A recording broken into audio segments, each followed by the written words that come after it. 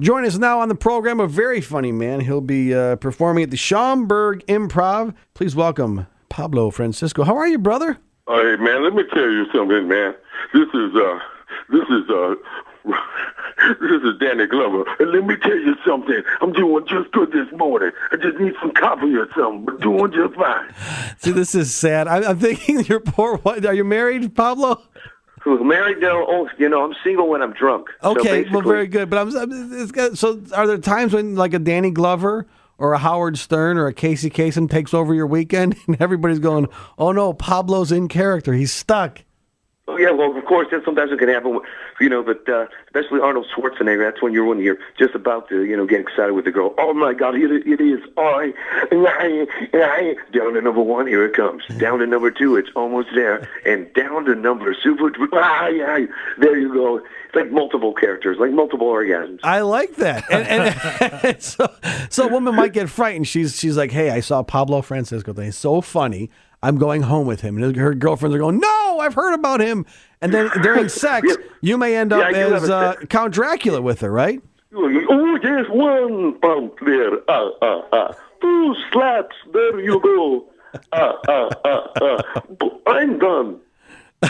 I'm done. Pablo, that'll do Mr. Magoo. Mr. Magoo. There you go. Oh, there you take a road on. Okay, now, Mr. Magoo having sex. That's the first time that's ever been. Pablo Francisco is joining us on the program. And I don't know if it's Pablo. It could be someone just imitating Pablo. That's the problem. That's true. When you have him on. It could be the Allstate guy. Are you in good hands with Allstate? Could be that, too. But other than that. Well, now, what time is it? It's early where you're at, and you're getting up to do radio shows. How many radio shows do you do a year, you think? I would say, yearly or just like weekly? About weekly. Okay, I would say about maybe 6 or 7. Yeah. Sometimes, usually it's like international. I got this one from India. Haji, get ready. It's Haji in the morning. I can't believe what's doing. It was crazy. Haji in the morning. There's a lot of international ones, too.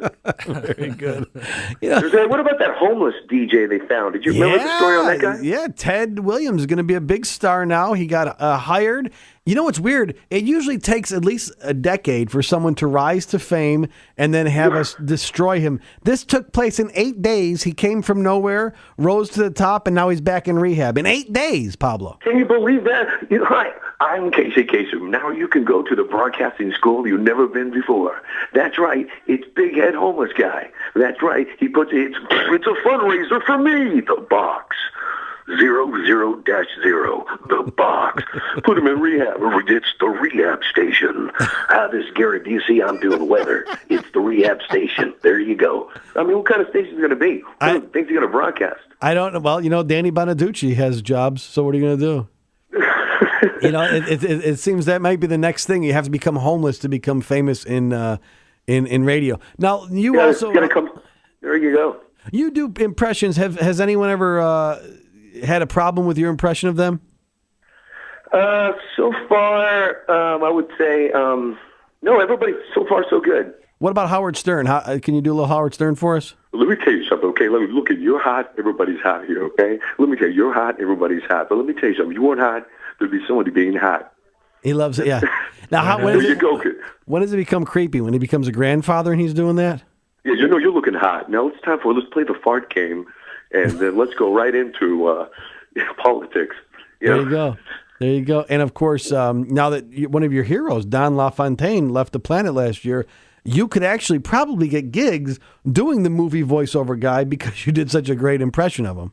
Well, thank you. I mean, the thing is, when I met Don, he gave me his ISDN unit, right? And then and we've been hooking it up back and forth. But let me tell you something, Pablo. I always wanted someone to do me, and you do me better than I do me. If I was you, I'd be doing me. My wife said it to me. That's why we got married. Yeah, well, there you go. Coming soon. To a theater near you. And so not only does Pablo do perfect impressions of the very famous, he also does them of people like William Hung. Oh, William, how you doing? My face is good to be here. I look like I'm going to sneeze. Hello, excuse me, William Hung. That's right. If he wasn't a celebrity in music, he'd probably be a porno star. William Hung, XX. Oh no. You got broccoli, here come beef.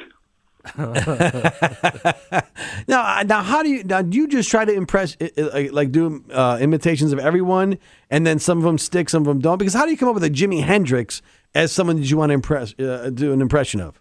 Well, Jimi Hendrix is basically, how you doing? You know, it's just like somebody making fun of somebody, like if you're around a green room or comedy club and some comic gives you that. It's like, let me tell you something. You just get crazy. Let me light you on fire.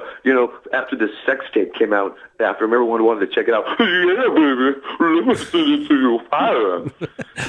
Did you ever? Where do you come up with that? Who knows? Come on, baby, how you doing? I will never ever take the place of your mama, boy. Did you ever see the footage of Jimi Hendrix at the Monterey Pop Festival? And he's so high, and he's like introducing Bob Dylan's grandmother, Dig. You ever see it? You got to check this out. She's in the audience now. Bob Dylan's grandmother, Dig. It's very strange. Very strange. The Ozzy Osbourne. Always having an orgasm. Who knows? And of course, everyone's favorite, Christopher Walken, please. Christopher Walken. It's very hard for Pablo to do a Christopher Walken, but I can do a Dennis Hopper, man. After they're arguing each other, come on, man. I don't know. Yeah, your son took my narcotics. Come on, man. If you weren't there, you'd be there, man. Dennis Hopper. Once I saw him. This is back in the days when I was an up and coming. Boy, whatever happened to that? Back in the days when I was trying to be an actor, and I was rollerblading for the first time with my friend Mike. We were going down Michigan Avenue. We saw Dennis Hopper walking into the Art Institute. Pablo, I had because when you're starting, you got to carry that resume stapled to the 8x10 everywhere you go. I had a manila folder. Yep, manila folder full of them. And I went up to him and I said, Mr. Hopper. And I was trying not to roll into him because I never rollerbladed before. And I handed it to him. And he said, oh, thanks. I said, I'm an actor. If you're ever looking for anything. He said, that's fine, man. And I watched him walk in, and there was a receptacle bin, and he just threw it in the garbage. And I had to No way. I had to crawl up the steps and go get my damn resume. Like, those were expensive, man. Are you serious? Yeah, he wasn't interested in putting me in his next movie. So I'll tell you what, anytime you want to do some time, you come on down to the Improv this week. I will. Pablo Francisco at the Schaumburg Improv, the 20th through the 23rd. You were on the Tonight Show many times, and you also worked as the voiceover dude with the Mind of Mencia. Carlos gets a lot of people tearing into him for maybe lifting some material. You want to weigh in on that? The thing is I know it sounds like I toured with him for like 3 years. Let me tell you something. The guy gets to topics before anybody else does. All right, and that's why it probably looks like that. Sometimes I would ask him if he could go on stage and try one of my jokes. I didn't know how to deliver it, and he would do it, just to show me. But the thing is, that whole Joe Rogan thing is totally blown out of proportion, man, completely. Because the only evidence they had was, hey, your name is Ned, and you're doing jokes about Latinos building a wall. Yeah. So I mean, there really wasn't no good evidence, but it's just Carlos just gets there way before everyone else does. It's amazing. And the thing about Joe Rogan is he's not funny. So that's he's not a funny guy, Joe Rogan. He's a big guy on the next Fear Factor. He likes to fight. I know that. Absolutely, that's why Fear Factor with Joe Rogan.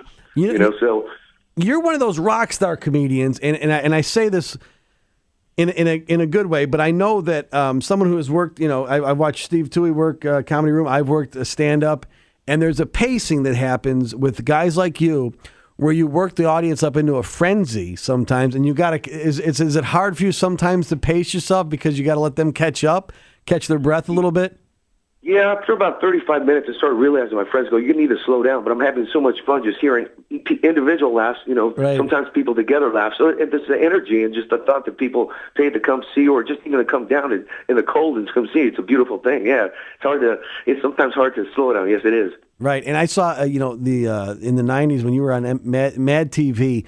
Mad TV was such a well-written and performed show, and it kind of existed in its own little world. It wasn't as topical as maybe SNL tried to be or some of those shows. It really presented timeless bits in many cases, and it created character comedy. And I think that's something we're missing, Yeah, absolutely. I mean, I mean, back then when the Mad TV first came out, you had a great ensemble cast. You had 2 producers that were just excellent. You had the budget with the Lucille Ball Studios, and some of the things, back in the day, Fox was like kind of like looked at as a network trying. So everybody went to SNL first, but it was picking up a lot of numbers and stuff. If you go and check out those first 6 years of Mad, brilliant, absolute brilliant stuff. Yeah, I thought so too, and some great performers, and you guys were all creating stuff that stood on its own, like a Carol Burnett for our generation. It was human nature stuff. It wasn't just topical parody. Yeah, absolutely. Because a lot of things that sometimes you see something. Yeah, we do some topical stuff, but we wouldn't get too cruel. It's just basically you just take situations. All right, Johnny Carson on coke. I am so high. I am so high right now. Wow. How high are you? I could put a Yugo in orbit. I swear to God. I'm a little paranoid now. Is that a new drummer? Wild stuff, So they would take even the old greats of, Marilyn Tyler Moore and just put it in a skit like that. It's good stuff. That and the Ben Stiller Show, good stuff. Yeah, Ben Stiller Show, another throwback to great humor. Great, just timeless humor, and that didn't last long. 13 episodes, huh? Yeah, it's so funny because when he went on Jay Leno said, how you doing? They just canceled your show today. So you came on the show to, my tie is so long I need a tie clip. But anyhow, Ben Stiller was like going, just check it out, it's still a good show. So, that's why people go to YouTube and stuff. They can still go right back in time that quick, just clicking on that thing. It's a beautiful thing. You've been doing this for how long? You've appeared both in sketch comedy, you've done stand-up. Which came first for you? I would say the stand-up came first, and then there was some sketch comedy here and there. But other than that, it was just a hobby that turned into a career. So it's like get fired from Domino's, get hired as a comedian. Yeah, I watch people who are so at ease on stage, and it's just it's like second nature to them. And I've asked Steve Toohey, I've asked. I'll ask you here, but I think the answer is you got to be confident in your material, and that wins people over. If you own it, if you're making yourself laugh with this stuff inside, then it's good. What advice would you have for kids who are maybe doing the open mic thing now and trying to get this thing together? Well, the open mic thing, but basically is this: try to write your first 5 or 6 minutes clean. Just do it as clean as you possibly can. And don't tell your friends that you're doing comedy. Wait till they start hearing about you. Maybe 1 or 2, but don't tell your parents. Just go there, make friends with the comics, and blend in with it. Because you know what? You can get good money for it, and it's a fun thing to do. Yeah, and I've always told people the other comedians are your audience that night. Don't worry about the audience, especially at a Monday night at 11 o'clock. Just if they're not laughing or whatever, just ask the comedians, how did I do? Is there anything I should move in this bit? Kind of get some tips and work the material out, because if you just go for laughs during the open mic thing, you're going to be discouraged because it's usually Monday nights, 11 o'clock. People are drunk, and it's just get through it. And don't take it too seriously. Just videotape yourself. That's the magic right now. You go to Rite Aid, CVS, and buy video camera for like $40, and you can videotape yourself. Watch yourself. It's a fun thing to do. Very just cool. Goofing off. Well, you're a very funny man, high energy, and it's always good to have you come through our area. Pablo Francisco at the Schaumburg Improv, and best of luck to you, man. Continued success. You're a very funny man. Thank you for joining us. Well, thank you. That's very nice, kind words. And if you want, swing on through, do a guest spot. There you go, Steve. We're at Zany's this weekend with Pablo Francisco. At the Improv. Oh, I'm sorry, Improv. Yes, indeed. The Improv in Schaumburg. Great room and a great comedian. People are going to come see you and laugh their heads off. And I think we need that today in these trying times. Pablo Francisco, where can people check in on you? Can they go to pablofrancisco.com and see where you're playing and what you're doing? Absolutely, or YouTube. Just check it out on YouTube. See if you like it. I take requests. I'll be the comedy jukebox. But thank you. I do request. Hey, now let me ask you this: who are some of the comedians that you idolized when you were younger? Steve Martin, Joe Rivers. Those are the 2. Yeah, really. Okay, those are pretty diverse. Benny Hill. There you go, Benny Hill. Well, Benny Hill was a workhorse, man. He was absolutely. He just hammered it out. Totally zany as possible. And at that age, that's great. Yeah, how about Jonathan Winters at all? Because you remind me of him. Oh, yeah, absolutely. Him and Robin Williams and Richard Pryor, absolutely. Yeah, I recently watched some Richard Pryor, man. Total natural. And I don't think people realize how much he improvised on stage. A lot of that stuff wasn't written. He he would come up with it while he was doing it. You know, he let the characters do the work. And I think you do that a lot. You let the characters do the work. Once you're inside a character, they'll do the work for you, don't you think? Oh, basically, yeah. Just get the topic and roll with the vibe. Excellent. Pablo Francisco, thanks for being on the Tomano and Tui radio show. Hey, man. Thanks, guys. You take care of yourselves.